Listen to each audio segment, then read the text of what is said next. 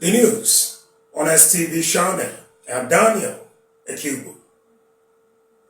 Following the trend of negative fallout in excluding oil-producing states and local governments from the Petroleum Industry Act (PIA), Bayelsa State Government has solicited for equity stake in the brass fertilizer and petrochemical project that is about to commence on the Brass Island in the state.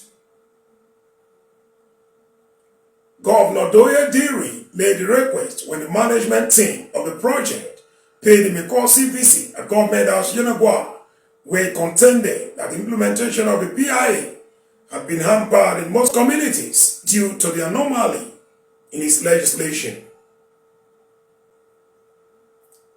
The governor, in a statement by his Chief Press Secretary, Mr. Daniel Alabra, which was made available to STV channel, decried a situation where provision of the Nigerian Constitution that vested control of land in the state government was disregarded in the Petroleum Industry Act, adding that such flaws necessitated calls for its review.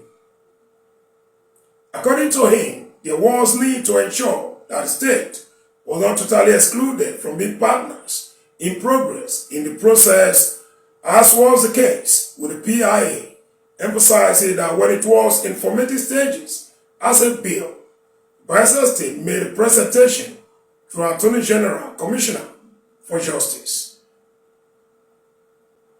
He described the federal government's direct interactions with the communities as an affront on the Nigerian Constitution, pointing out that the Constitution recognizes communities as under the local government and the state governments. While describing the anomalies in the PIA as a time bomb made by the law, Governor Diri said there were intra- and intercommunal conflicts and litigations trailing the PIA, making it difficult for funds to be released for development of the host communities.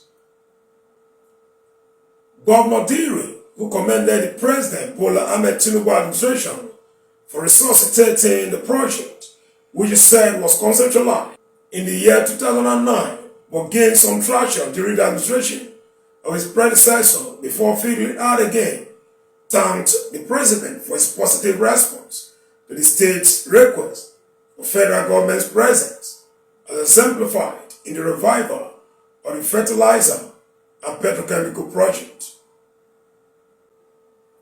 Speaking earlier, Managing Director of the Brass Fertilizer and Petrochemical Company, Ben Okoye, said the visit was to formally inform the state government that work on the $3.5 billion project would commence next month, October. Chief Okoye, who explained that the 10,000 metric tons of methanol per day project was delayed owing to lack of agreement on the gas component, informed Governor Diri that President Tinubu last October directed the Minister of State for Petroleum, Gas, to get it started, while the agreement was formally signed in January this year. While assuring the state government that all necessary steps have been taken towards implementing the project in full, Chief Okoye thanked the Governor Diri administration for constructing the Nembe Brass Road, which he noted would save the company up to $100,000 in logistics costs in moving equipment and materials on the river to the project site.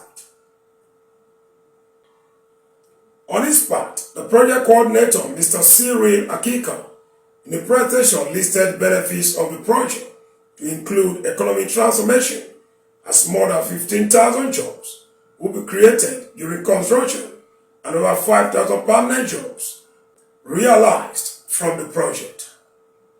He also stated that the project would increase tax revenues, royalties, internally generated revenue, boost Bayelsa small-medium enterprises to project supply chains and equity dividends for the state.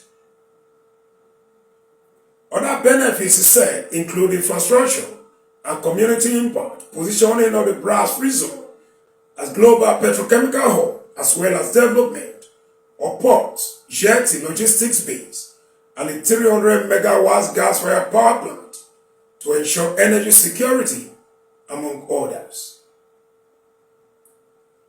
That is the size of the news bulletin. Thanks for viewing. Always keep a date with ST Vision.